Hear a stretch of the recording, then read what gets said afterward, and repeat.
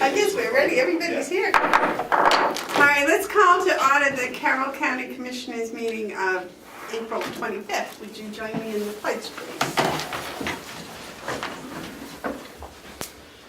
I pledge allegiance to the flag of the United States of America and to the republic for which it stands, one nation, under God, indivisible, with liberty and justice for all.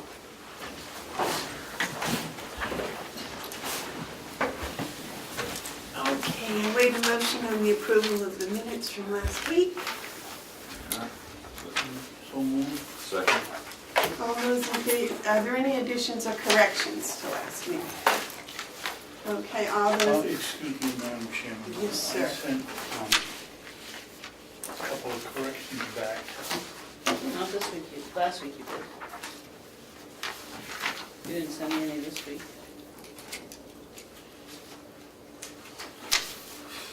There was just one small one. Okay, well, I didn't get it. I can change it, whatever it is you need me to I change. thought it was this week, Cheryl, but maybe it wasn't. Maybe it was last week. I'll let them over. It was just a grammar. I'd like to table this then until the commission has a chance to review them. There's no need to do that, Mark. Okay. It was just a grammatical. Okay. okay. All those in favor of accepting the minutes as written, say aye. Aye. Those opposed? Today the 26th. Thank you.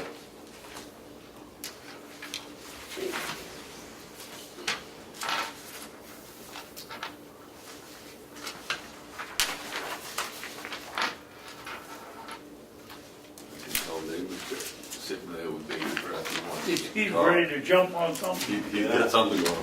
He's all excited. That's good. Just happy to be here. Well, we're happy to have you. How's that? Nope, sorry.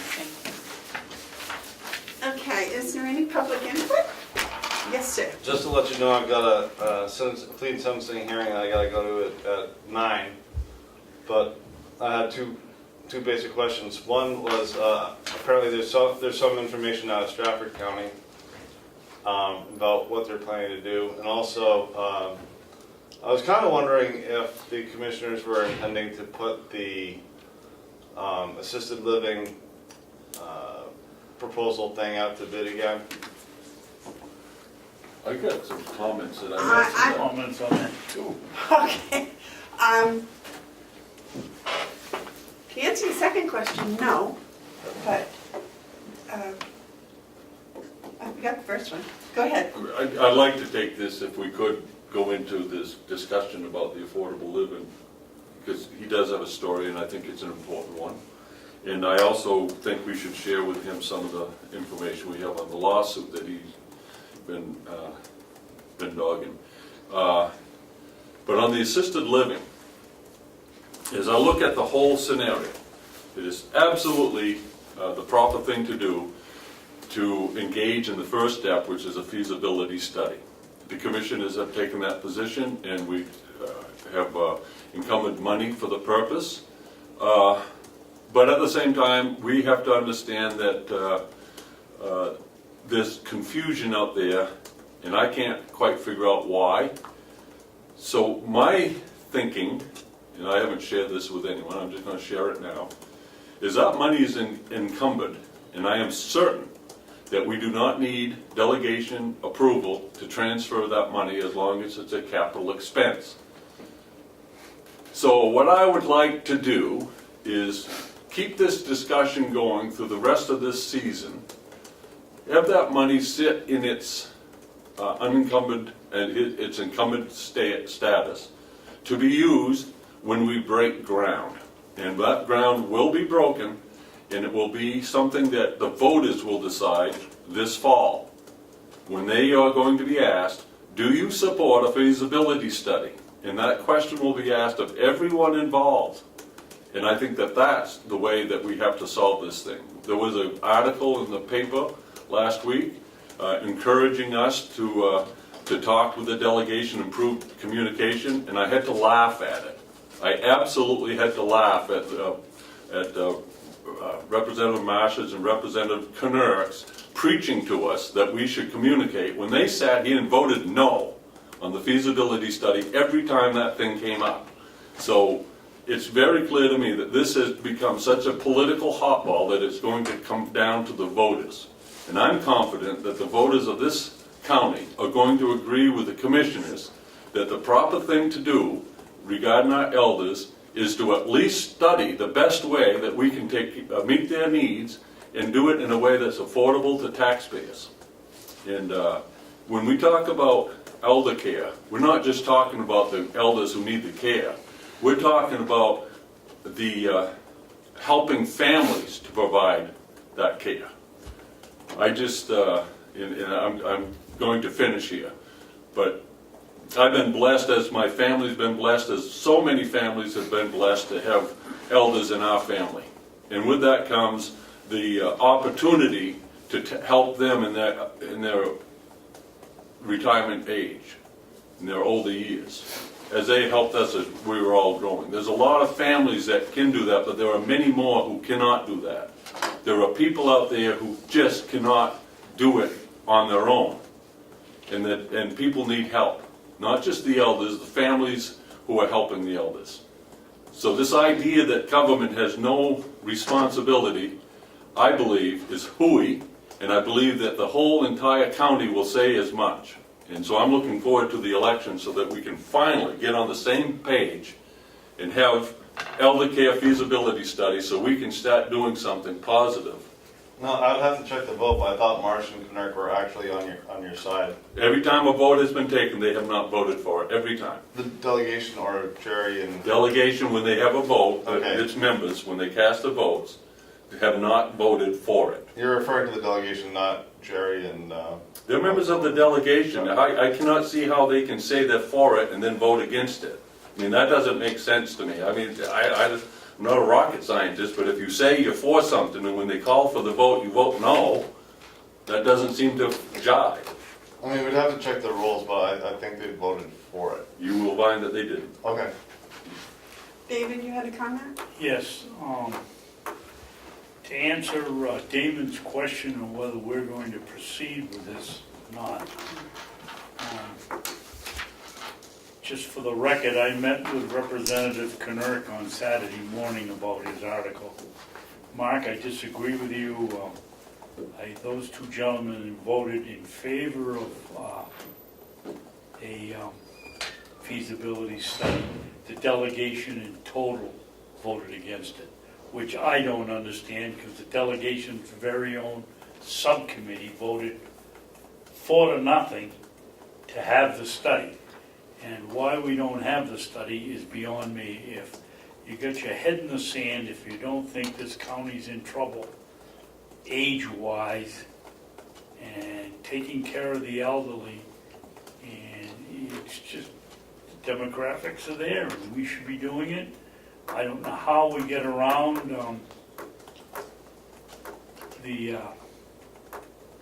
getting the money to do a feasibility study, but somehow we've got to figure it out. The delegation, we put in another $10,000 to make the feasibility study even better, and they took that out. Whether we have the incumbent $10,000 from last year is somewhat in question. It just boggles my mind that you're going out and do a multi-million-dollar project and have no idea, well, we know it's needed, but no idea of how to configure it, how big to be, where it is. I mean, it's just crazy. Thank you. I said I had met with Representative Knurk.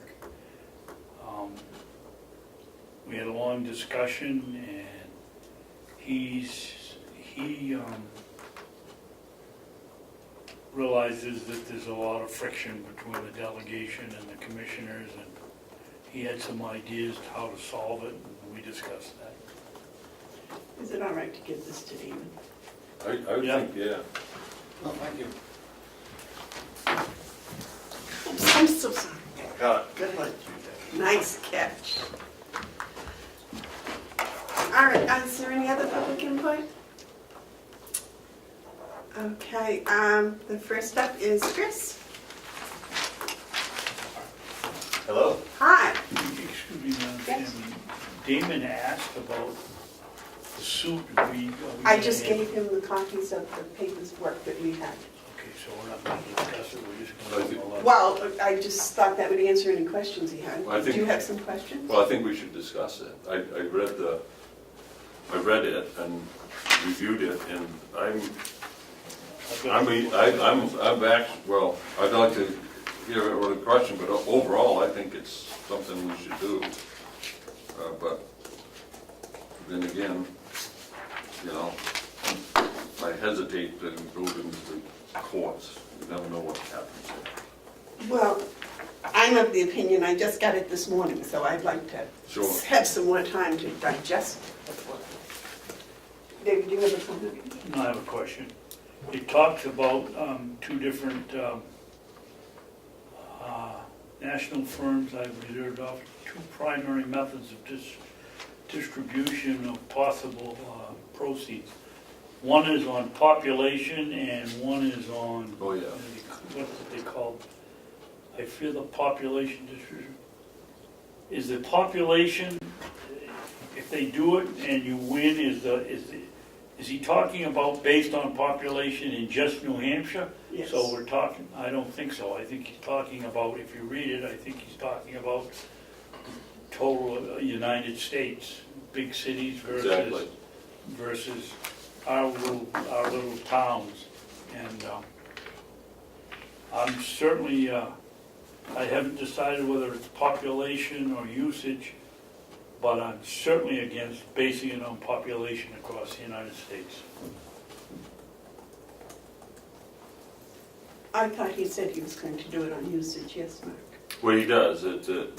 He's recommended to his county, and I would say that he being Commissioner George McLaris, that Stratford County chose the firm that bases distribution on direct crisis impact, not a population-based distribution. And I agree with that, because if we went population, we'd get a dime. If that. If that.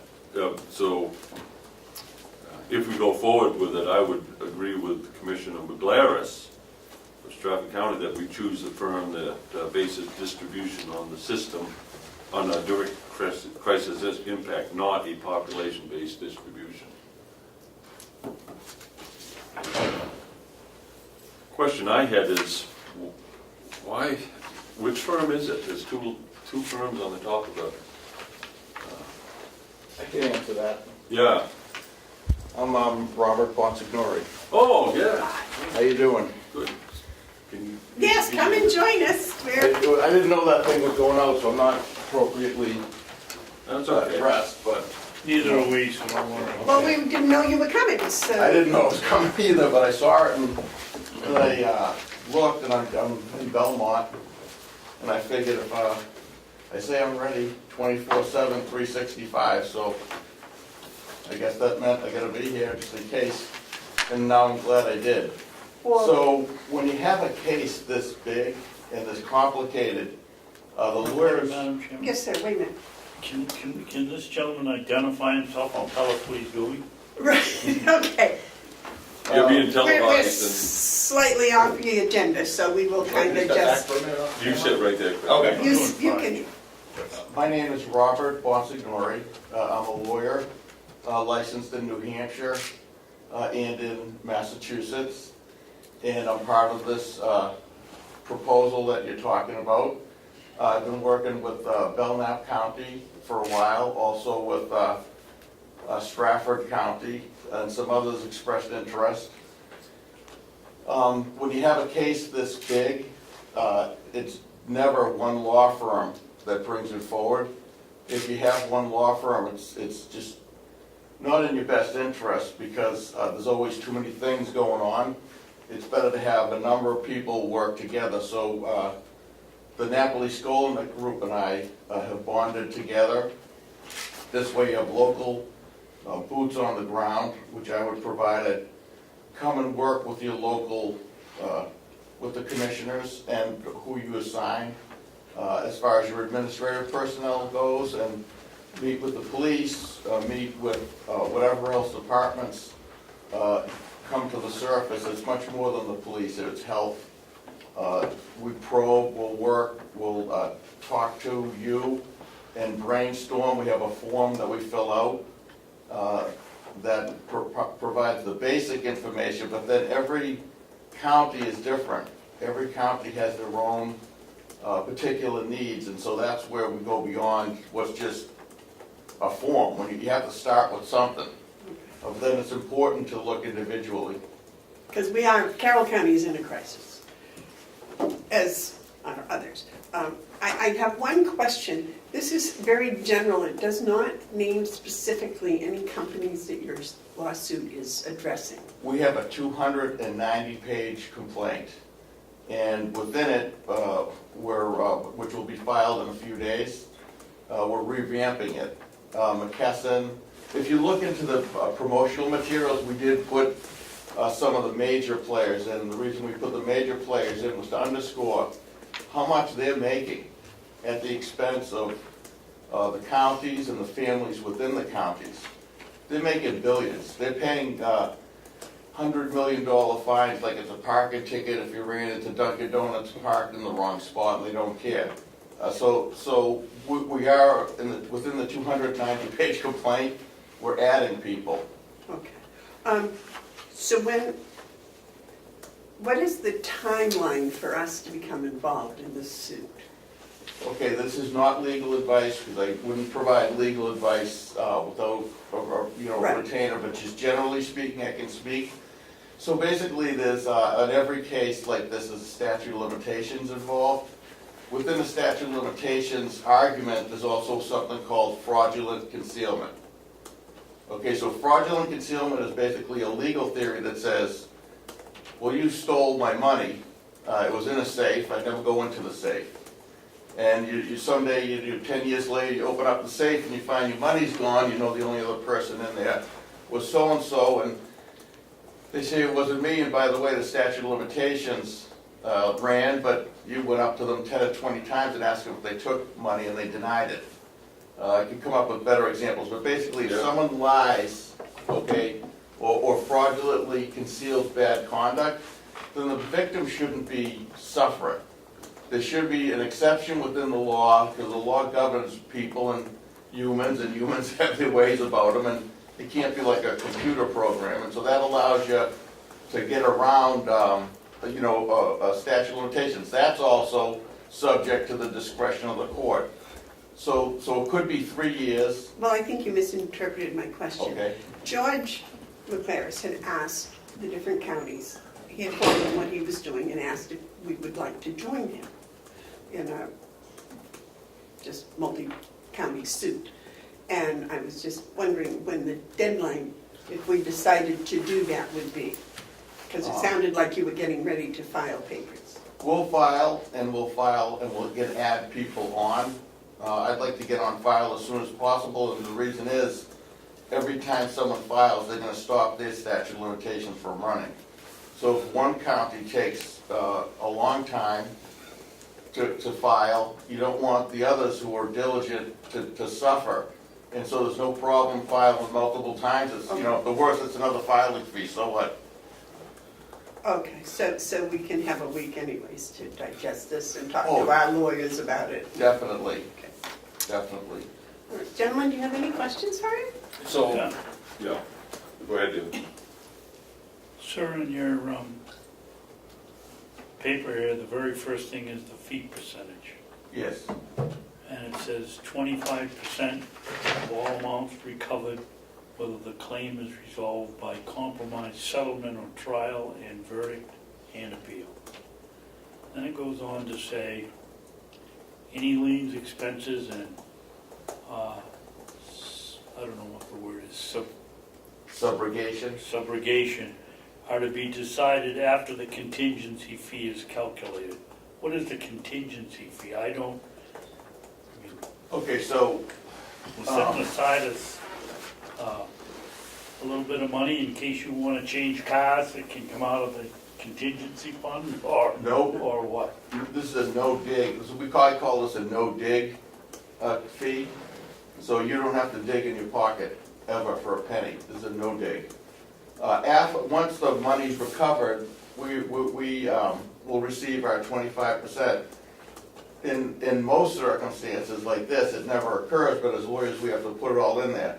Let's say it was an auto accident, and so we recover, we get a third, and then the hospital comes, and then you took out a loan, and they get a lien on it. That nothing to do with us. We did our job, so we get paid. So here we just put down various contingencies that you would know about. We don't know what they are yet, but in the management of your business, if you, let's say you took out a loan of some type, or I don't know what you'd do. I don't think it really applies too much to a government situation, but you know, we have to be thorough. Okay, no, that explains it. Thank you. Is it? So you go forward, and you're working with this other firm, and everything comes down, and you do all this work and take, however long it takes. I'm just gonna throw out 5 years, all right? So at the end of 5 years, you've incurred all kinds of expenses. And it comes down to it, and for some reason, the judge says no, the court says no, and you have nothing. What do we have, what exposure do we have in that? Zero. No exposure. Nothing. You can watch me cry. It's happened to me twice, and I remember them. Honeywell patented. You got me going. Honeywell patented round. That you can't patent round, but when they patented round, they put mercury in the thermostats.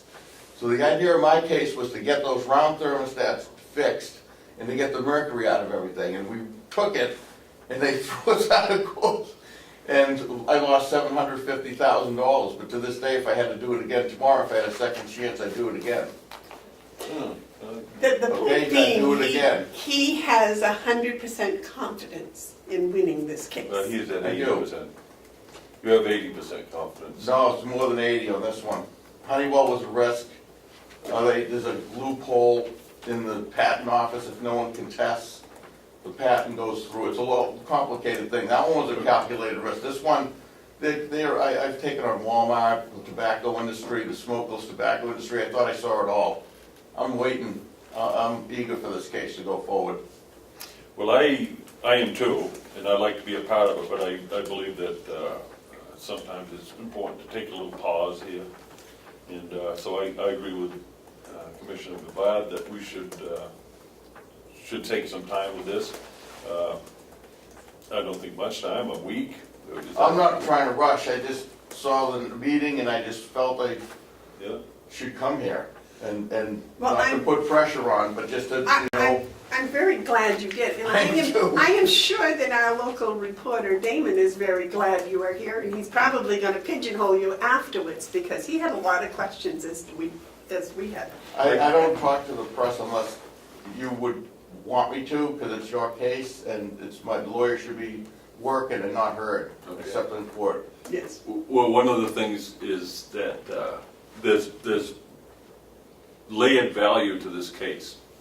The first thing that is evident is that the reporters are interested in this. Okay. Because it draws attention to a great wrong that has been done. And that great wrong is the pharmaceuticals and the watchdogs who are supposed to watch over it.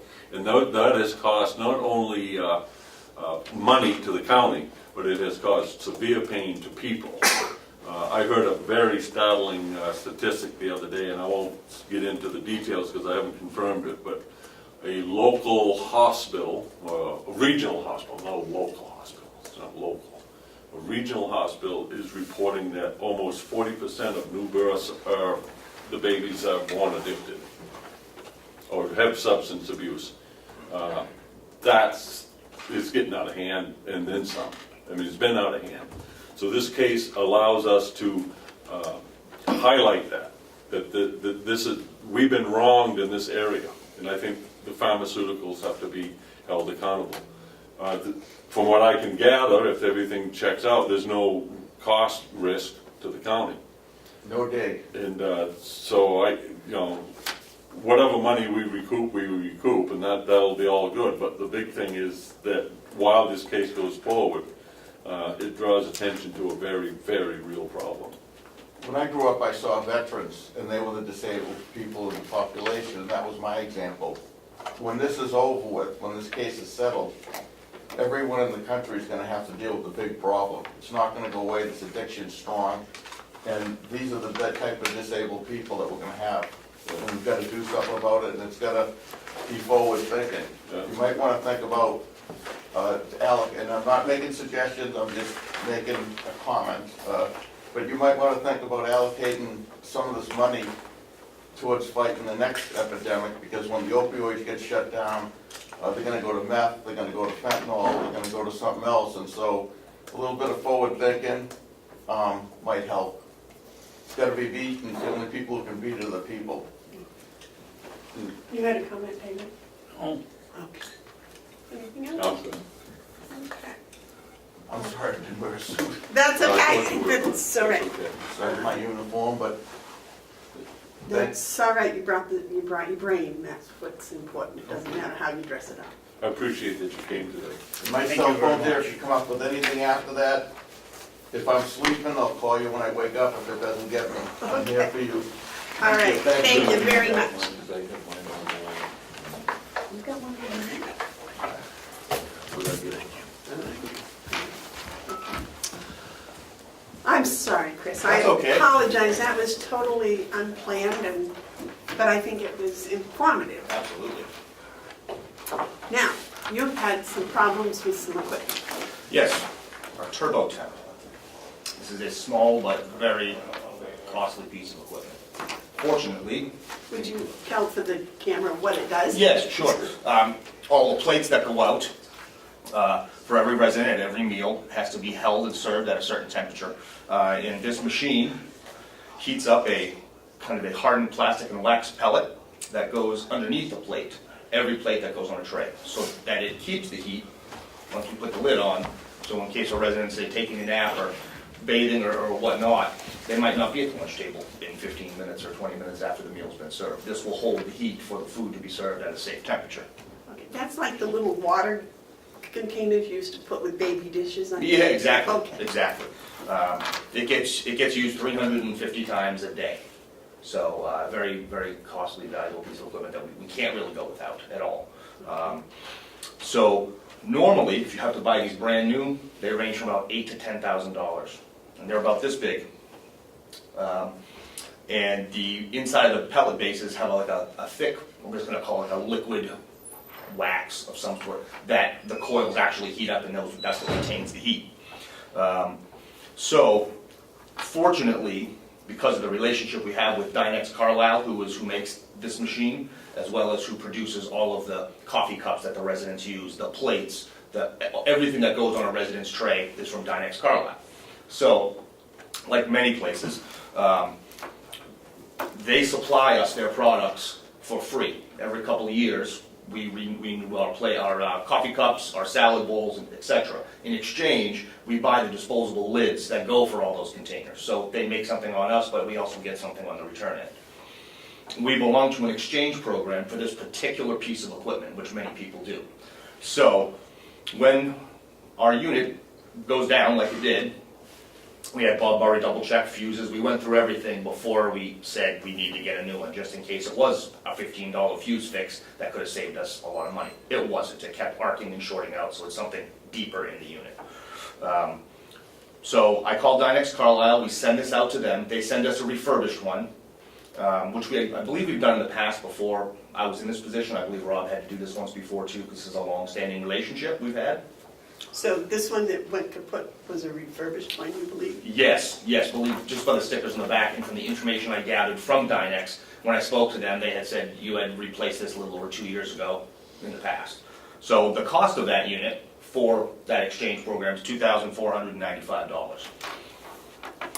So being that this is a piece of equipment, let's say I have 2 ovens in the kitchen. I have 2 double set convection ovens. If one of those goes down, I can milk it for a little while on one, but not forever. With this particular unit, there's no gray area. It's got to be handled immediately. Not just for, it's for the food safety, and state regulations. If we were to, get caught without using this, we would be in some serious trouble. So I think it was great that we're part of the exchange program, but it doesn't mean that we shouldn't buy a new one at some point in, maybe next year's budget if I put it in. It's something that I would like to have so that I can keep this one as a backup when this situation happens again. We've never had a backup, we've always just had one. They used to come, in the old days, they used to have units that did this exact same thing, but they looked like plate warmers, like at the buffets where the plates would go down inside. They used to be huge, and now they just kind of condensed them down to a more economical way to do it. But because the cost is so expensive, because the piece of equipment is so crucial, so they kind of have you there. So we did it. I spoke to Ken last week when this was all happening, made the hardware store run. Bob put his stamp on it to say that this is not fixable on his end. We did what we could, and we need to move forward on that. So you have one in place working today? we have one that's supposed to arrive today. Okay. Yes. Yeah, and we can't replace this with anything else. Shy of putting it in a warming oven just on a pilot. That's it, without doing any damage to the units themselves. They heat the unit in about 6 seconds, and the heat lasts for about half an hour. So it's a pretty efficient unit. One we'll always have some version of this as time goes on. So I think it's fortunate that we had it because we saved ourselves a big expense for now. Something that I was able to put into the maintenance and repair line, which I have plenty of room in there. So it wasn't any additional funds. We just put it right under the 082 line. Yes, David? Chris, when I first heard about this, I guess it was this weekend or last Friday, Yeah, it was beginning of last the week. cost of repairing it was $6,000. No, That's the it was- figure was given to me. Okay, they range. There's not a ton of companies that make this, and this is the only company that we have an exchange program with. So, they can go from 6, 10, 14,000. They can go for one of these. So units. what is this gonna cost us? $2,495. 2,000? Do you have that in your budget? $495. Yes, That's and I the have first one. my 082 maintenance line is 15.2, and I believe I've got about 12.4 left. And the only scheduled repairs, or I should say maintenance that we have for the year is 2 hood cleanings, which Bob orchestrates, but I pay for, and they're all total about $1,600. So, knock on wood, nothing else goes wrong. We just had our ovens calibrated recently. We replaced a sham, which is like a holding unit for food last year. So, and we replaced a dishwashing motor and a whole lower unit last year too, which I think we were, 7 days without a dish machine. So we had some major breakdowns last year. I don't foresee, anything else that's major, but we have a fair amount of room in maintenance and repair left, should anything else go wrong. Well, it's only April. Yeah, Yes, it's Steve. early. I wasn't finished with my interrogation here. I tried, Chris. That's okay. Chris, this is why I'm a firm believer in contingency funds. We've been promised by certain individuals on the delegation there wasn't going to be any emergencies, nothing's going to break down. Well, everything breaks down. Absolutely. And at some point, when you're setting up your budget for maintenance, you're not calculating in $6,000 or $24.95 Correct. for a plate warmer, which means now, either down the road, we're gonna have to transfer money from one account to another, or something that you've planned to do, whether it was a breakdown or not, well, it can't be a breakdown, is gonna have to go wait till the next budget cycle. I would recommend that next year in your budget, and this is just my thought, put in $6,000, $5,000 contingency fund, because That would be great. you finally run out of room to do things, and we just don't operate. We're not proactive around this place. We just fix the problem when it comes up, Absolutely. and that leaves us behind in somewhere else. And I hope unfortunately, the other two somewhat agree with me anyway. Repairs have to be made. I know. Yes, sir. I do agree with you, Commissioner Babson. How we get there, I'm not sure how that can be done, but what I would like to see is, because you probably already got the replacement coming. Yeah, oh yes, it's Okay. on its way. What I like to do is have you be prepared for the next budget to include amount for a new one, Yes, yeah. Absolutely. but also keep this as a fallback, because we don't want to be jammed up in a scenario where we have a piece of equipment that's required, and yet we can't deliver it, and then we get in trouble with the inspectors and Absolutely. regulators. But in the meantime, you got from now until December to do some shopping on a new one. You said something like 8,000, but, that's different than if you're going out, shopping up your pencil, get a good number of. Oh, sure. And I agree with Commissioner Babson that there needs to be some sort of recognition that in the budget that things break. Sure. What do you want from us today? I asked him to come over just to hear what the whole situation was. Yes, I received the call, so you Oh, wanted me to okay. explain, because What Ken we wasn't heard. here. But you're all set with it? You Yes, got your money, absolutely. you're funded, Absolutely. no problem? I would Okay. say in closing that, it kind of matches with what you're saying. There isn't one piece of equipment in the kitchen that is any more or less valuable than the next. We need all of them every day to do what we do. And like I said, some can be, we can make certain arrangements for certain times, others, we just can't. Let's say our freezer compressor breaks down and is gone, and all of a sudden that got $10,000 worth of food that spoils in 24 hours. Those are the types of contingencies that you're talking about, that there isn't room for, can we do this or should we do this? We have to do it. So, yes, there's many things that fall under that parameter. And I think we're on the time right now with our 6th year over there going into it, maybe our 7th, and a lot of equipment is 7 to 10 years. So we are on the last third of the life of a lot of things that we have in there, for sure. So things to look forward to. David? Yeah, maybe we should have in Chris's budget, we should have maintenance and we should have repair. Certainly this isn't repair or maintenance, this would be new equipment, but if it were, it would be a repair, not maintenance. Maintenance Correct. is cleaning the hoods, getting rid of the grease traps Absolutely. cleaned out, and maybe we should have 2 accounts under dietary. I don't know. Well, he may want to, because of the age of the machinery, start thinking about replacing it over a period of time. Some people, when a vehicle gets to be 3 years old, it's traded, so before it causes problems. Other people run it for Some 20 people, years. when you can see through it, still driving it. But I think in the nursing home, maybe being a little proactive might be, and as Absolutely. you pointed out, I don't know, but in my head somehow I think 7 years seems to be a term for most equipment such as you work Absolutely. with. So you might think of a long term. Yes. On those lines, I agree, and what I would suggest that you do, and I hope that you do it, is make a list of all your equipment and start a replacement schedule. Sure. And say, okay, this piece of equipment, we get another year out of it, so you have a replacement. This one, we get 4 years, and have it spread out, so that then we can plan going forward what will have to be replaced. Absolutely. And it's interesting that 7-year replacement is also in line with agriculture, rotating crops. And then the Bible even talks about 7 years, and so. 7 comes up frequently, yes. Right, so you got 7 is about when you need to start planning. So what we need to do is get that replacement schedule put together this year, and then we can go forward. Okay. Anything else for Chris? Well, You make amazing Thank you for soup. doing a very good job over there. No problem, I'm happy to help. Anything you need, thank you for having me. Thank you. Did you get your card reader yet? Oh, yes, that's it, yep, we've got the phone and the square, yes, we've had that for a few weeks, so you're good to go. Okay, All right, thank you. thank you. Thank you for coming over. Thank you.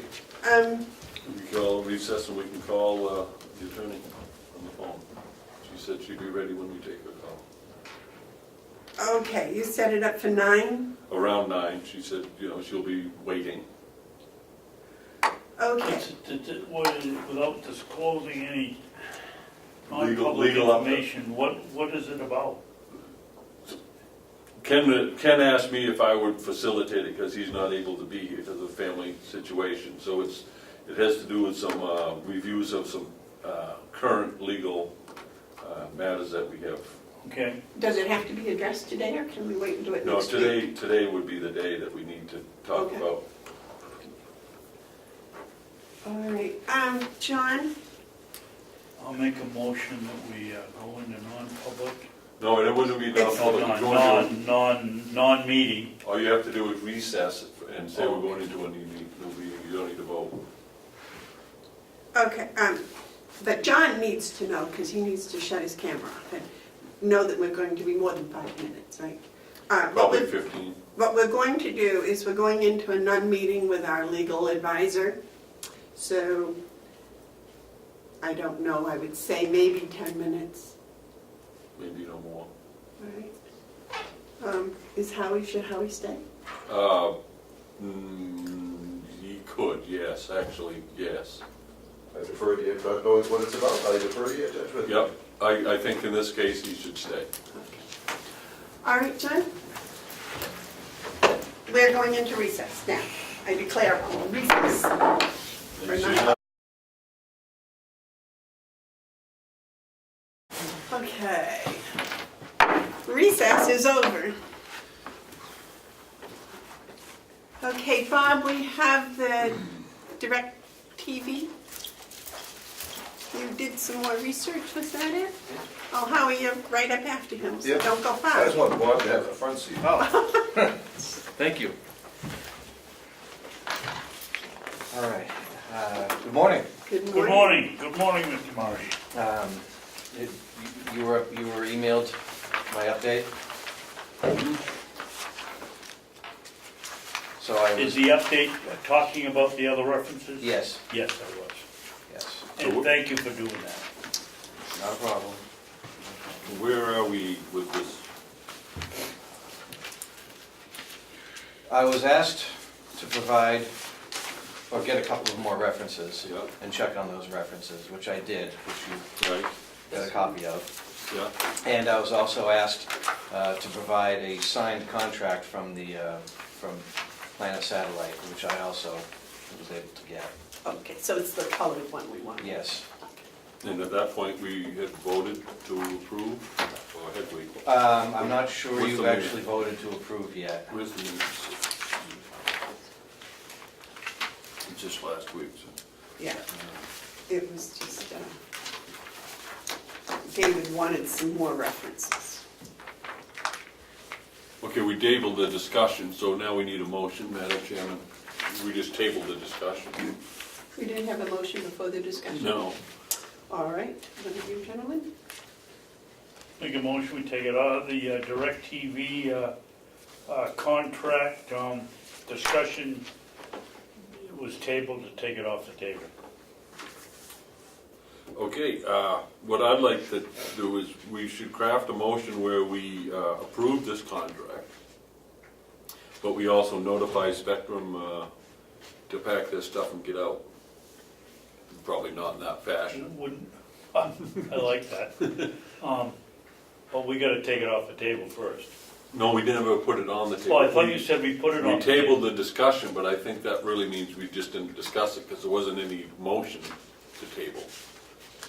We just tabled the Okay, discussion. I'll make a motion that in case we tabled it, All right, all right. to take it off the table. All right.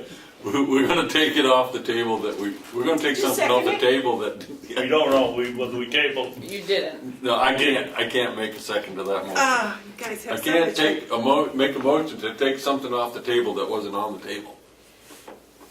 Well, she just said it wasn't on the table, so we can go ahead with the discussion.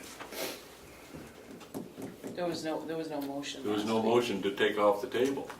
I mean, maybe David No. Copperfield could do something with this. No, there was no motion to table it, you said. Right. No, last week, no. So we're all set to go. So can we have a motion to Okay, accept it? let Mark do and we'll work on his motion. All right. Correct me when I'm done. Please don't interrupt me while I'm trying to come up with it, and then we can fix it if I do it wrong. I make a motion that we approve the contract with Planet Satellite for DirecTV service, in accordance with the document before us, in that we notify Spectrum that we're no longer in need of their services for cable TV. Care to comment now? You gotta make a second. Well, I was gonna try to avoid all the amendment stuff just by saying notify Spectrum that we don't need them or whatever you said. Didn't I just say that in the And motion? pick up their equipment. Oh, I'm not going to, you, Bob will do that. Yeah, I think as soon as we notify. in all them- that entails. Yeah, I think as soon as we notify them that we're not renewing service with them, they will. Oh, okay, as long as you're comfortable with that, that's Yeah, fine. I'm okay with the motion. I'll second the motion. Okay. Any discussion? Yeah,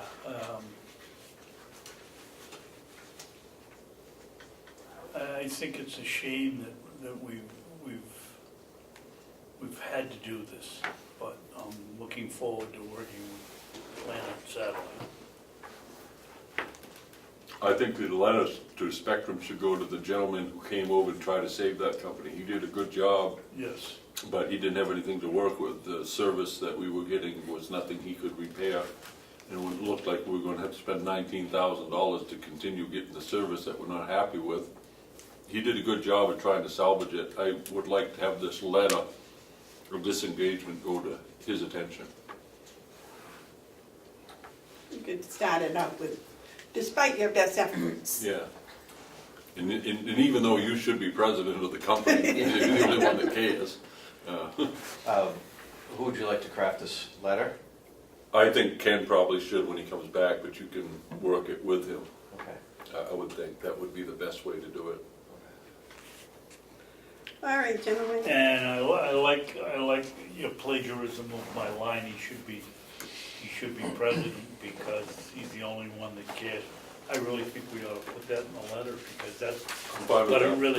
really appeared. Note that is, as David Babson first acknowledged, Okay, the motion's been made and seconded to sign the contract with DirecTV.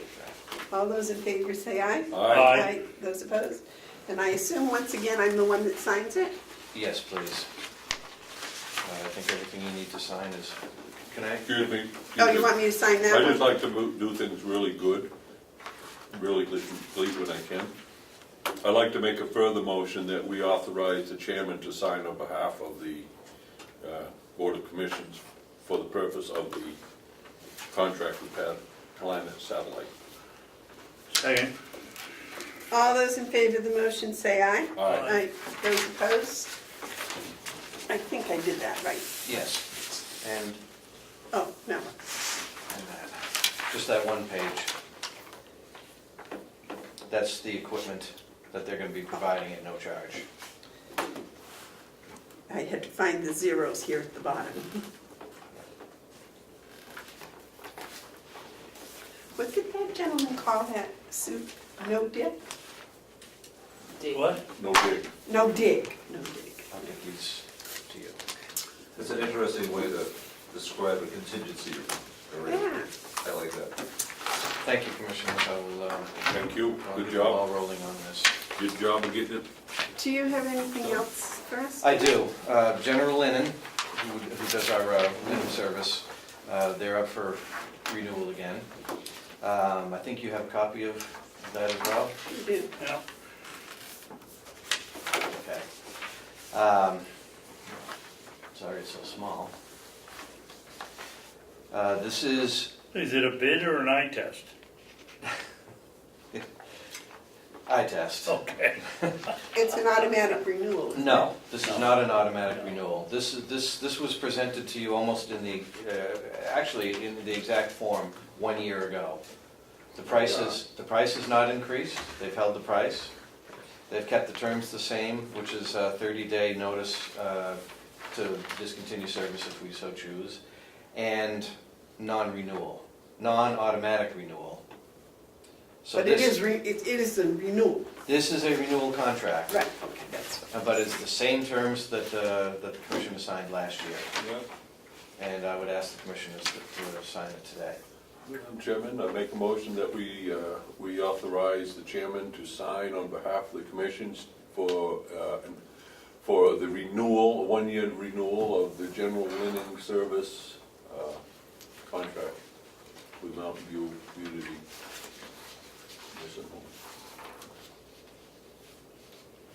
You can second it, because I'm gonna discuss it when you're done.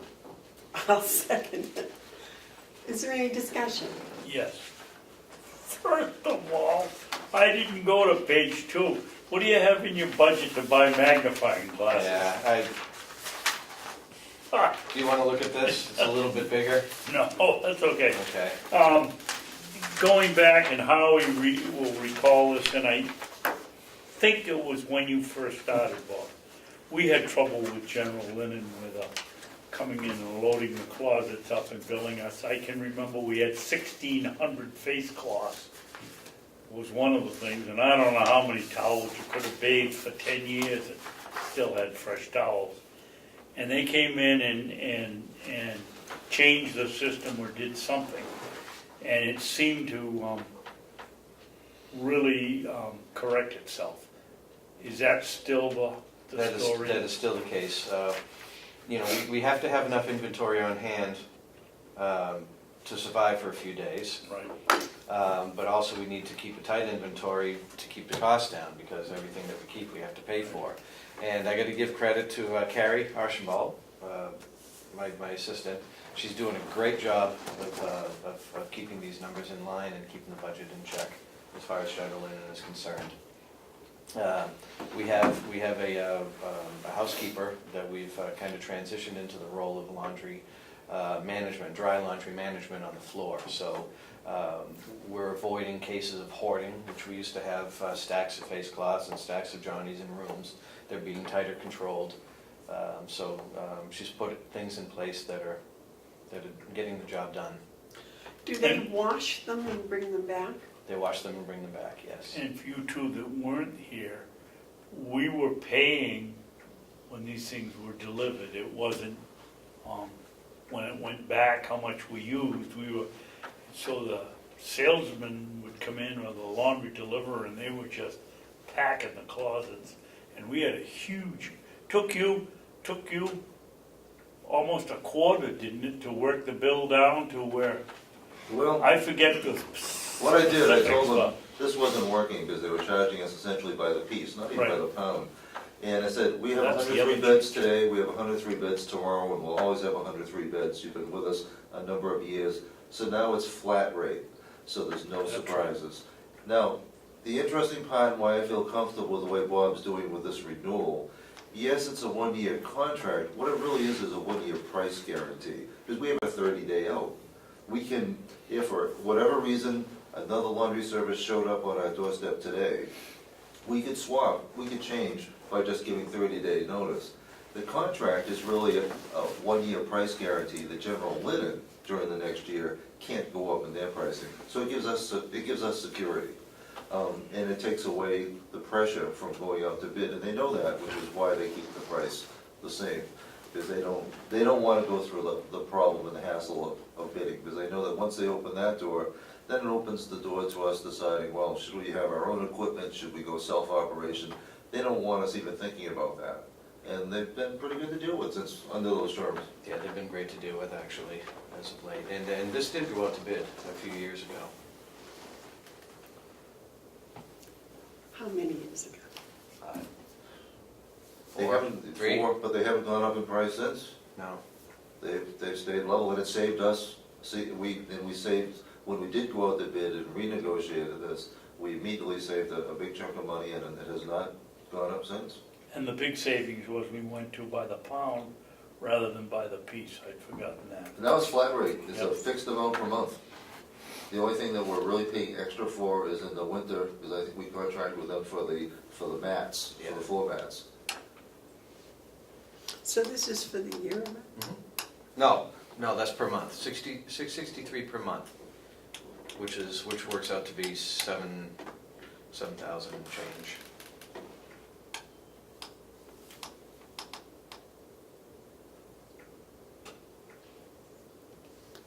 discussion, gentlemen?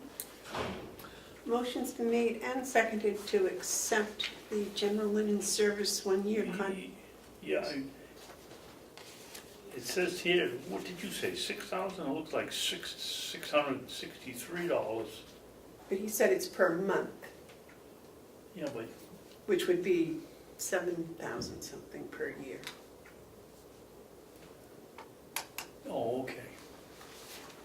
I thought you said it was 6,063, and I was wondering how you got it out of the figure that was here. No, that's okay. 79.56 per It's year. okay. Go ahead. Per year. Okay, motion's made and seconded to sign the general linen service contract for 1 year at a cost of $7,956 for the year. All those in favor say aye. Aye. Those opposed? This one, please. Yeah, I've written this one. Mine goes a different direction.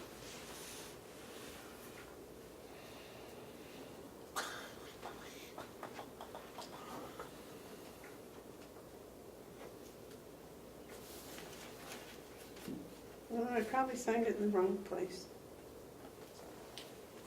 Well, if they don't like it, they'll send it back. I can sign it someplace else if you want. Yeah, above. And then print your name underneath, please.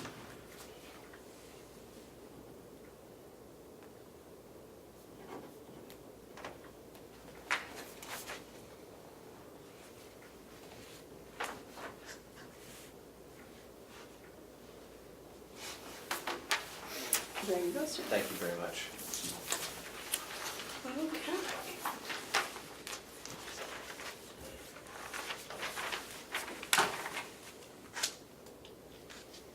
Okay, that wasn't on here. Anything else for us, Bob? I'm all set for today. All right. Thank you. Thank you. You can, Bob. Thank you. All right, Howie, we have a whole list after your name. Huh? Well, I have, but mostly easy ones for you. The first being a contract put before you, and this, if it sounds familiar, it's MAS. We presently do business with them for our agency. What we're looking to do business with them for is also for travelers, which is 12-week agencies, and that requires a separate contract that is signed by them. Is Thanks that to the one Cheryl for Ken reminding sent us me. a copy of? Hmm? Is this the one Ken sent us a copy of? I assume so. I sent this to Ken last week. This is, So cuts it's- the money quite a bit. It's significantly less expensive. The most telling sheet is the very last sheet, where, while $55 an hour for an RN is expensive, it's significantly less expensive than if we hire an RN by the day. So this isn't a solution, but it's a less painful accommodation.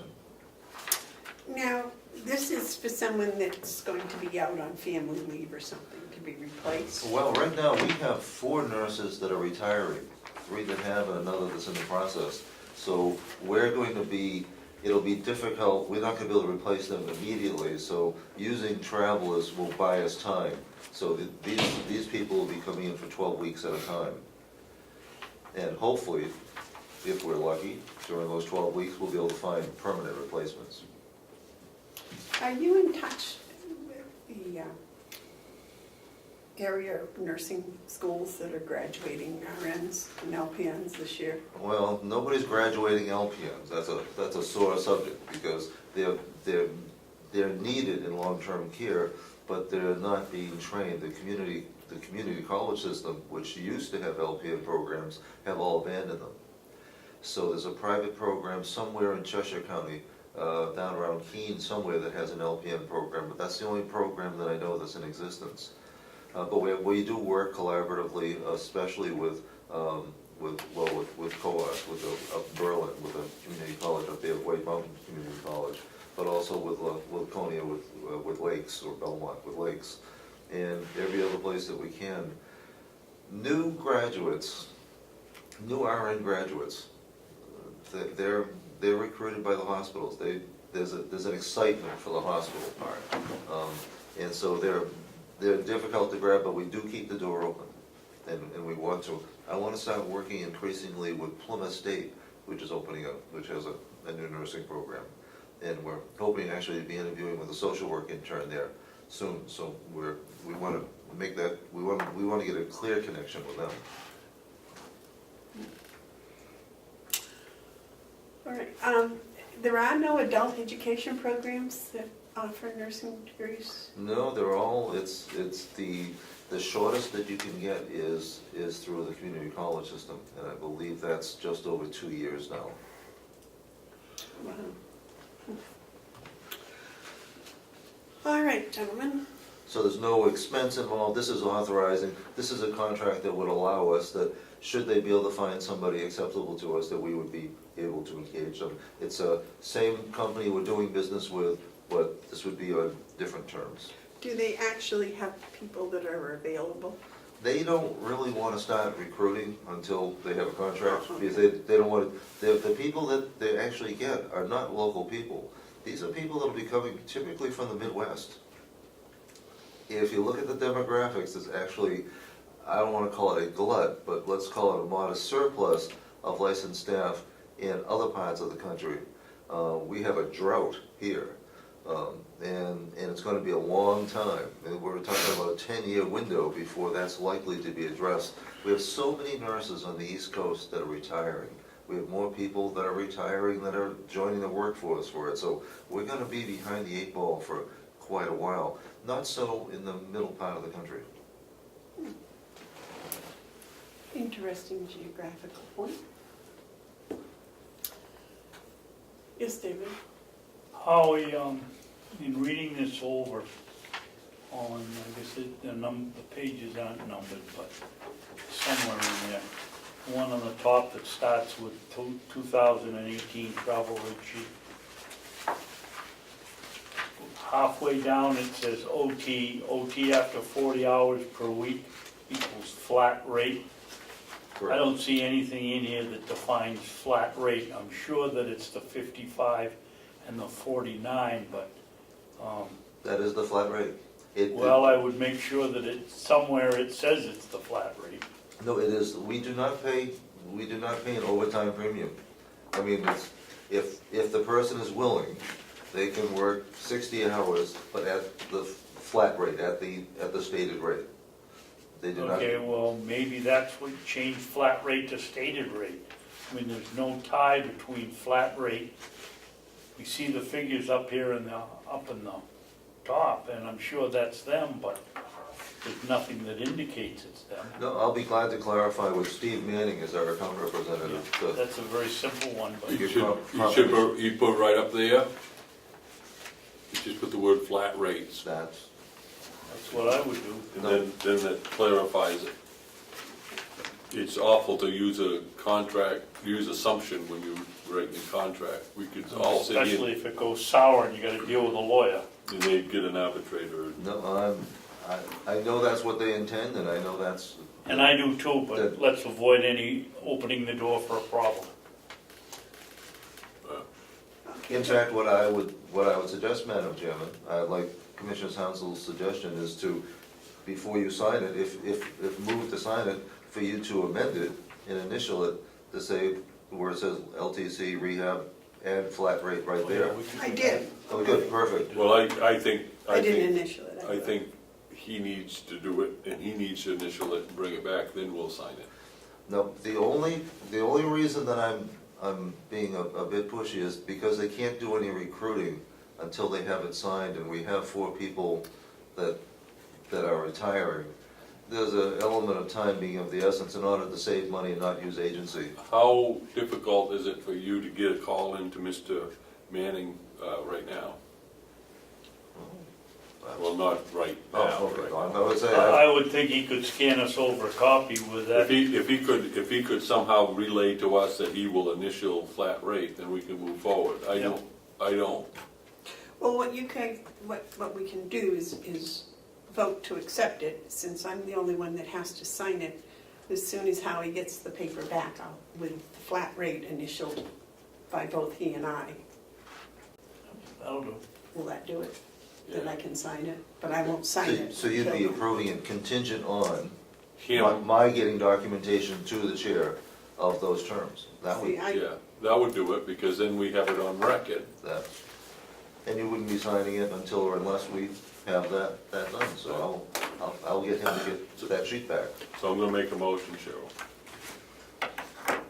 that we authorize the chairman to sign on behalf of the commissioners, the contract with Mass Medical Staffing, is presented on 4/24, contingent upon the Mass Medical Staffing affirming in writing that the rates given are also called flat rates.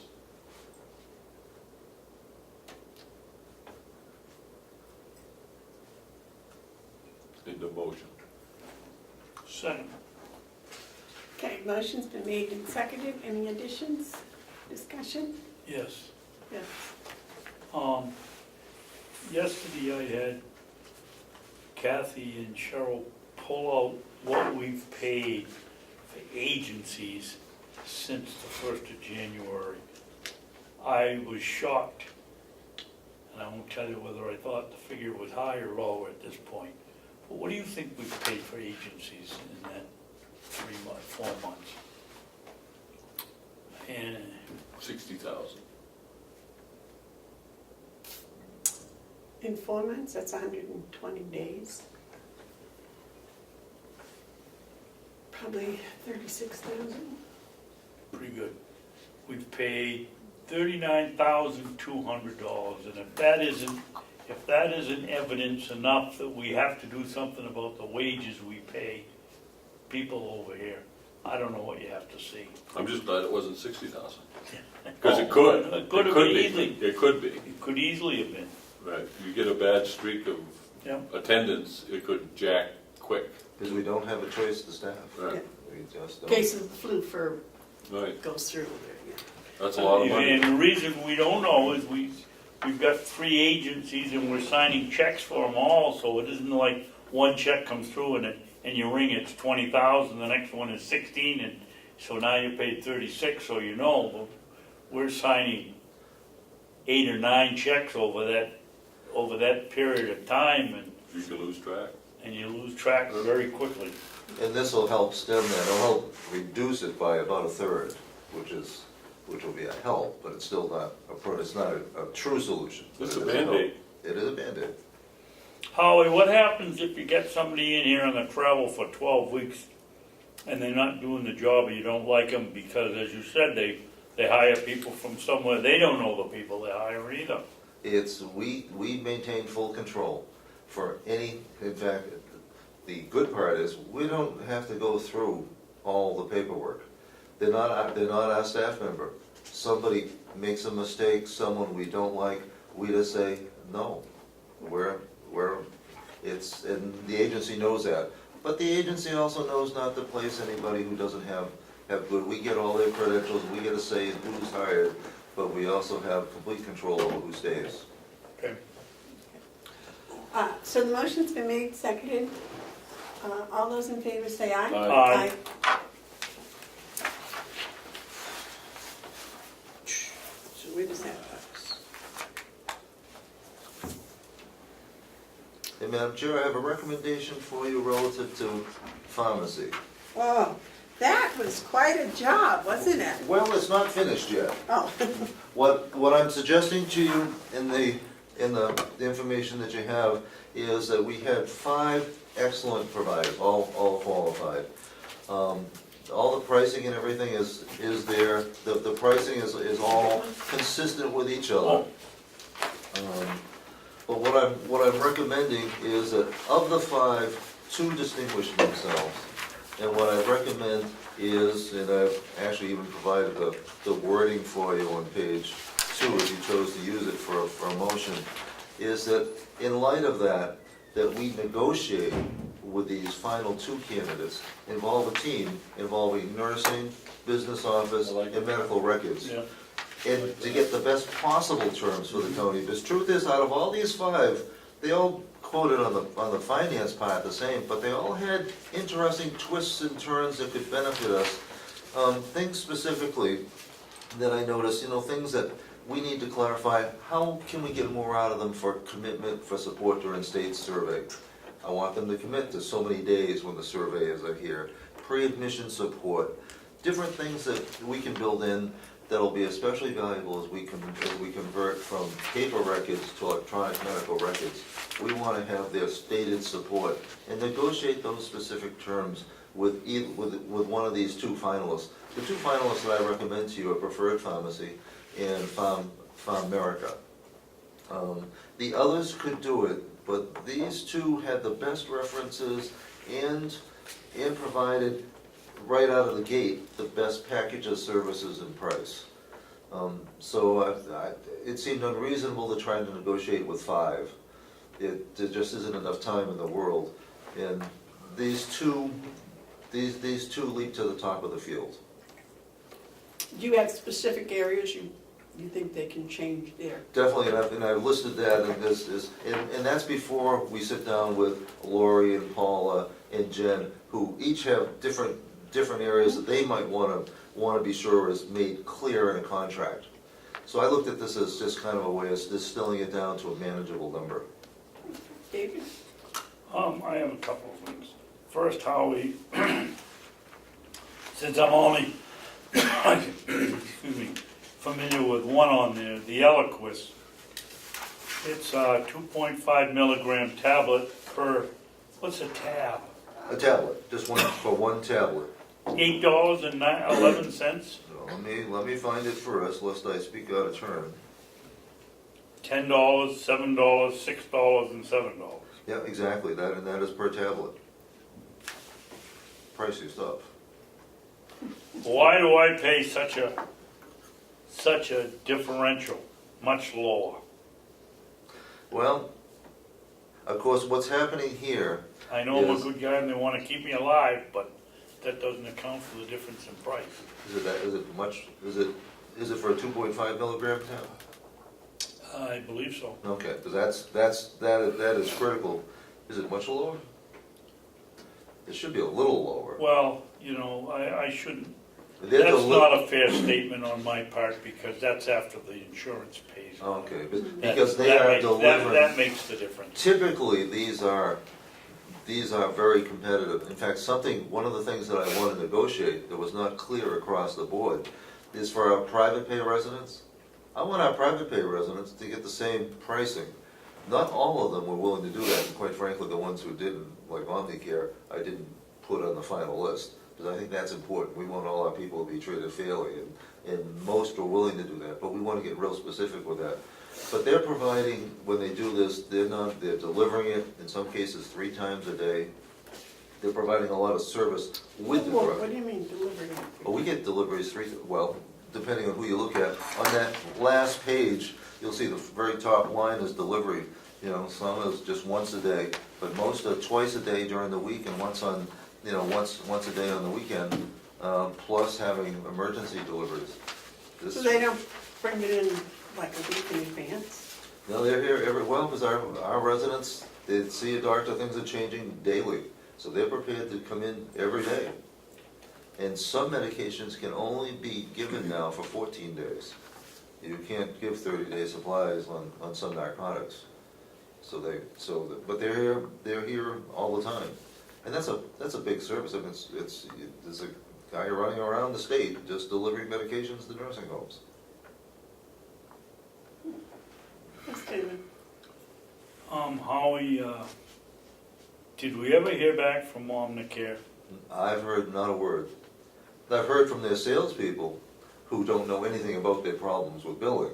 They're people that have done this proposal. They're very attentive, but they have no knowledge of what's going on. Is that the CVS Well- one? Exactly. Yes. Well, in the process of talking to this salesman, did you tell the salesman that you're having a problem with the billing? Did And not. if you didn't, why not? want to keep this on a level playing field. That's a real problem, and it certainly goes into your decision. But I didn't want them to lowball to try to get around an existing problem. They have an existing problem that they need to deal with and adjust to. But their salespeople, and in most organizations, their service people and their sales part, the salespeople have no knowledge, or even that it's a whole, might as well be a different company. Well, you know, if it were me, I wouldn't even entertain a bid from Omnicare. When you write the chief executive of the company and say, well, if here's one of your problems is nobody gets back to you, and he doesn't even answer you, I mean, it's coming from the top, and I'm glad to see you pick the two others. They didn't make my final cut. Yeah, I can't imagine running a big company like that, and maybe he doesn't have to write the letter, but he sure should pass it down to somebody in the chain of command and have them answer. We never got a word. They have to pay attention to problems, and clearly they haven't. No. And Yeah. that makes this the perfect time for us to make a change. And, okay. Okay. Now, I'm not sure how we need to make a motion just to ask you and Ken to come up with the final No, recommendation. That's your call. That's- Yeah. But I always like to have verbiage there just in case you want. Well, basically what you've done is you've winnowed the field down to two, and that's part of the process, so just We would continue have on. some We'll more. continue on. We can consider this just an update then. Well, I think you did a very good job of scrutinizing these and finding a better course, and carry on. Very good. Yep. I'll tell you, I was totally intimidated with those piles of Oh, I mean, bids. it's, They were just like, oh Well, my You did a God. very good job, Howard. well, see, originally I thought we could do it just head to head, then I realized there's so many negotiable variables that we would miss out on, because they're all willing to talk to us, but we can't talk to them all, so Right. we'll come up with I think we're gonna come up with a vastly superior contract than what we have presently with Omnicare as part of this Excellent. process. Excellent. Madam Chairman, Yes, I don't know how the two of you feel, but if we're going to get back and thank the other three for taking the time to work up their bid, when it comes to Omnicare, I'd make that a different letter and just say, we're sorry that we can't, we told you we have a problem with communication, and the chief executive didn't even answer it. I I think- wouldn't let I that think that's it, opportunity I go think by. that's an appropriate time, and I'll be glad to say that their past performance is a major consideration in the. But don't put any sugar and honey on it. No. Lay it right on them. Well, you're not gonna communicate to anyone until after we make a decision. Right. It's always safer too, because things change at the last minute, so there's no hurry to cut the other ones off. So, and we want to go, at this point, it's really just a matter of scheduling their representatives to come in and meet with the team. They're anxious, so I'm hoping that within the next 2 weeks, we'll be able to. have this. nice. If a vendor, a contractor, or provider chooses to burn a bridge with us, that's up to them, but I don't think it's good practice for us to burn any bridges. But I will note, there seems to have been at least two who have chosen to burn a bridge with us. Okay, what else do you have? The only other thing I have for you is actually, well, good news kind of on a political front is that you might not have heard, but yesterday the Senate Finance Committee voted 5-0 to accept Senator Bradley's bill to House Bill 1816.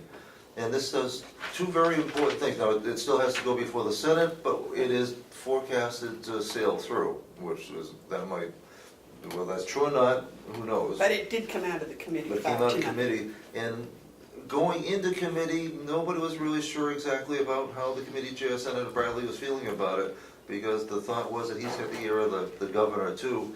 It seems like everybody, including the DHHS Commissioner Myers, is all on board. It takes nursing homes out of phase 2. And it also adds some interesting language. Excuse me, Howard, to make it clear. I think you said it went before the Finance Committee. That's not the committee that deals with, that's the money committee, that's not the policy committee, and it hasn't gone to the Senate yet. It hasn't gone to the Senate yet, but I Well, think went this to was the the, Senate Policy Committee. He said it went to the finance committee.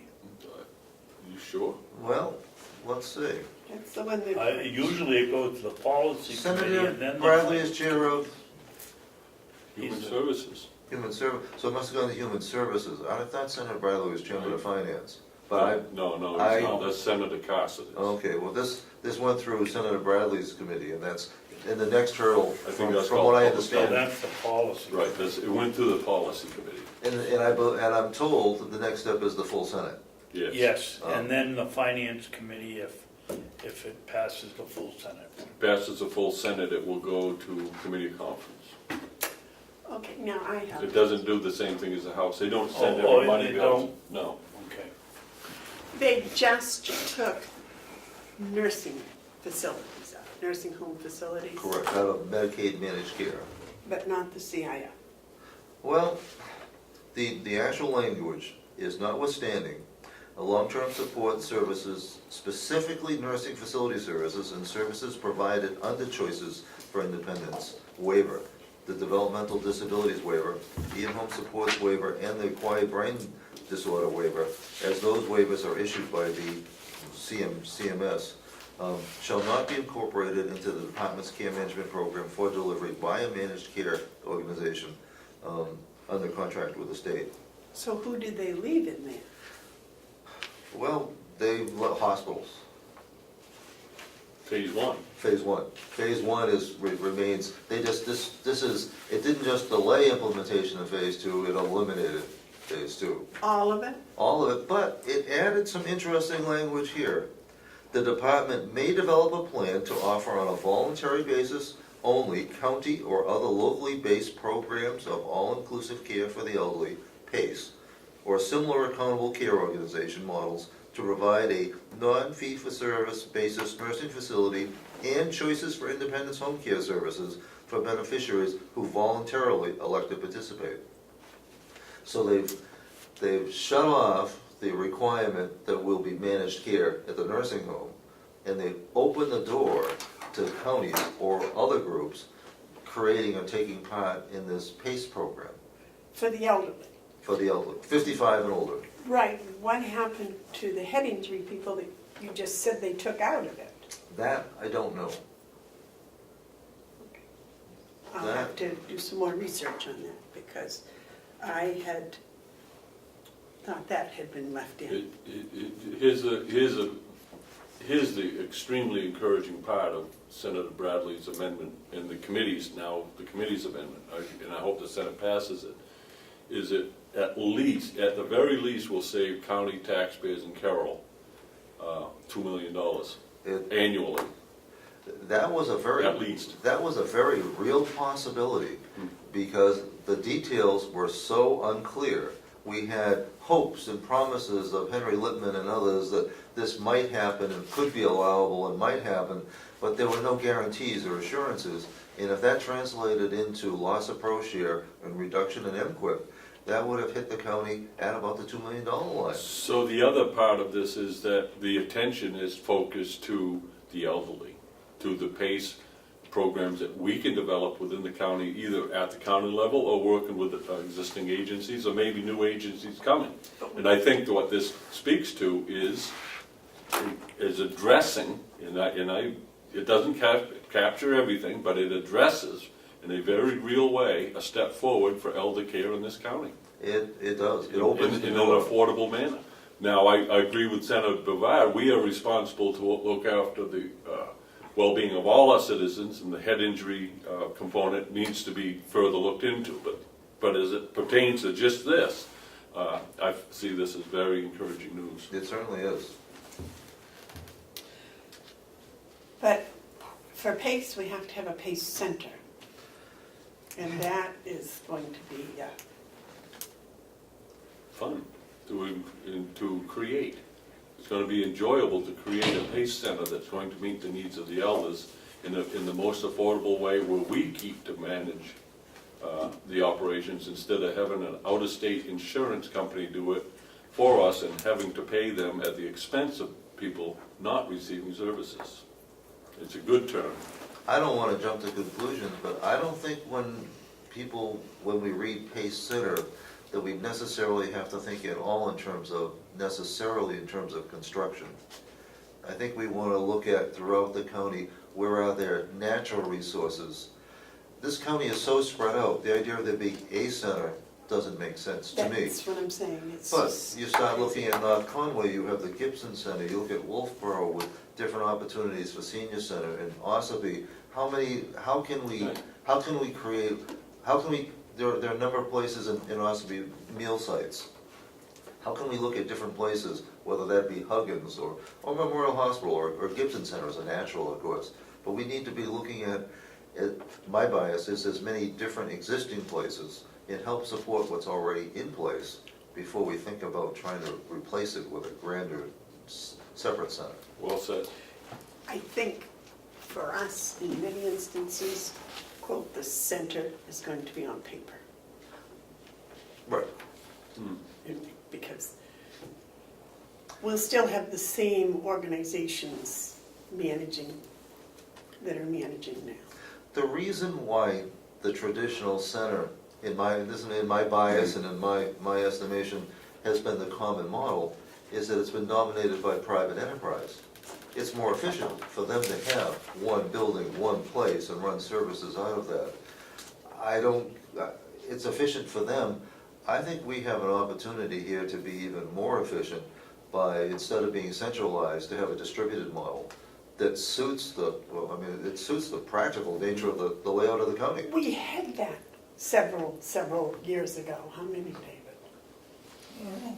How many years before BEAS was involved in our elderly? Gotta be 10, 12, 14 years, when I was first in the legislature, so it's gotta be about 12 years ago. So it wasn't that long ago we had an active up and working something. Well, the remnants, it's still, we have aspects that are growing very strong. The Carroll County Coalition for Public Health is a wonderful model. So we have some of the organizations are already in place that could be built on and expanded. Well, whatever we do, it's nice to know that we won't have to waste $2 million for an idea that we didn't need, didn't want, and couldn't afford. So at the very least, that $2 million can be used to enhance whatever it is that we go forward with. There's no good that would have come out of the other model. It would not have improved anything for others of the county. It would have just cost us money. All right, anything else? So again, thank you, Senator Bradley. That is all I have for you, unless you have questions, concerns, or anything from me. Nope, I think that's it.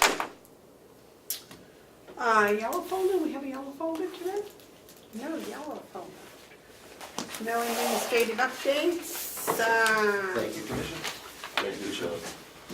Thank you very much, Howie. Oh, Howie, you might want to listen to this. David, do you want to do your update about the tree pruning? Yeah, but why is Howie gonna stay Well, there? because they're around his building, aren't they? No, Oh, they are? I'm sorry, Howie, that's something. I will get that updated. They didn't prune anything over your way, I'm sorry. I'll get that updated sheet back to you, hopefully momentarily. Okay, thank you. are we now on commissioners' updates? We are, and the first one is tree pruning. Last Friday, under the commandership of Olivia Saunders, Will, Mark, myself, and 2 inmates pruned the lilacs, the apples, and the crabapple trees around this building. We filled the stake truck with the 2 boys from the jail jumping on the brush that was in the stake truck down. We filled that truck and half of another one when we were done. They hadn't been trimmed for over 3 years. Hopefully we can save them. We have to next year take off about the same amount of growth as we took off this year, because if you take off too much in 1 year, you kill the tree. and we took off a little. If you look out the window, the one right in front of Ken's office, you can actually see through it now. That was a project that's been bugging me for a long time, and we finally got it done. The other thing is, we sent a letter to the court system 2 weeks ago, Cheryl, More than that. asking why, or if it was true that Ossipee residents on jury duty, is it true that they don't get mileage and everybody else does? Honest to God, I can't figure out why that's so tough to answer. We haven't heard a word yet. Really? I mean, to me, it's either yes, somebody over there is doing the books, and they see Ossipee, so they say that person doesn't get paid. How much effort does it take to ask them if it's true or not? We haven't heard a word. So you wanna write the second letter yet? No, next week. Right. The TEDA ad went out to, Will contacted six of the major farm equipment suppliers in New Hampshire, one in Vermont. I don't believe any in Maine, except at least one of the ones we contacted, or two of the ones we contacted in New Hampshire have branches in Maine. So we'll see what happens on that, and I guess that does it for me. You have any public input? I looked at the blueberry ad, the lease that's on our website, and in order to see the RFP, you have to fill in your name and address and company, and I just think it would be much cleaner if people could just click on the RFP, look at the RFP, and then if they're interested, take the time to fill in that information. Is that possible to do it that way? I don't think it would be free of charge to change that at this point. I can contact Bill and find out, but it was set up that way, because what they said to us was that if people are really interested in it, they would just as soon sign up, because then once they sign up that one time, they're going to get any kind of RFPs, they'll have access to them, they'll be emailed to them from that time. Well, yeah, but first of all, I did it, and I found it, I just wanted to look at the RFP. And I wanted to see, because somebody wouldn't know if you were selling blueberry bushes or blueberries or renting, or you wouldn't know. So I It's not a think lot of information, though. to see the RFP first and then fill out all the paperwork. Yes, David? Amanda pointed this out to me this morning, and I couldn't agree with her more. 150%. Somebody's gonna open that page up, and it doesn't say it just says, in the case we looked at, blueberry fields. Doesn't say what it's all about, and why anybody that was making this page wouldn't have had that complaint from somebody else, and why would they come in here and tell us, and now they gotta change it. Somewhere in that page, when you open it, should say what the bid is before the person takes the time. Nothing in there says if you fill it out once, we have you on record, and anything that comes up will now go to you. It just says fill it in. You look at it, you say, I'm not interested, I'm not gonna fill that in. It doesn't make any sense. I'll call Bill and see if it can be reworked, but I'm not sure that it can at this Are point. all of the RFPs set up that way? Yes, So is there money that we need to pay to have it fixed? I don't know, I will contact Bill and find out. I would think if it's not a lot of money, we should go ahead and have it Okay. fixed. Because, we want to make it it's not a criticism of it, it's an improvement of it. And we Yes. knew that there's going to be times when we have to tweak it. So Bill should know that we're happy with it, but this is something that is very important for us, the customer, and, do the best you can by us. I'll give him a call. But you do need to have a ease of use feature. It'll cost us more if we don't, because if we have someone who wants the bid but doesn't want to go through the hoopla, we may not have the advantage of the bid, and that could cost us Might more be the than. low bidder. Right? That's it. Okay, anything else, gentlemen? Oh, that was a good suggestion, Amanda. Well, thank you. Once in a great while. Anybody? You don't have anything for us? Cheryl, anything else? No? All right, then I guess we can adjourn. Well, I may like to make one comment. Oh, just a It's pretty obvious why our meetings go so long. Who is the only missing ingredient here? that's not nice. Mr. Carroll. So you can blame him if the meetings go long, because he's not here and we're out of here in an hour and 2 hours. I think it's because we made the agenda short. Well, I would also like to just revisit it, and I don't expect that I'm gonna get much traction with it, but the county is going awfully well.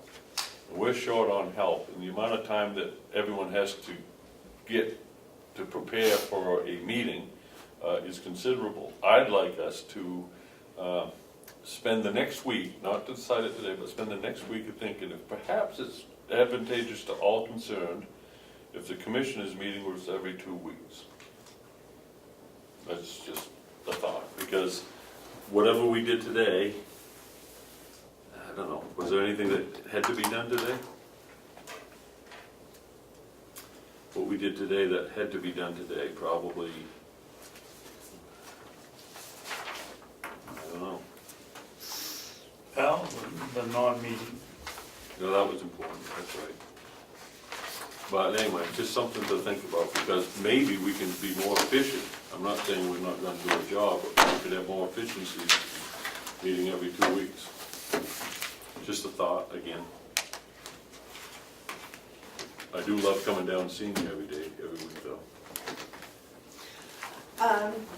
Okay, I'm still waiting for a motion to adjourn, or a second or something. Move it. All right. In that case, nothing else, we are adjourned. Checks, my dear.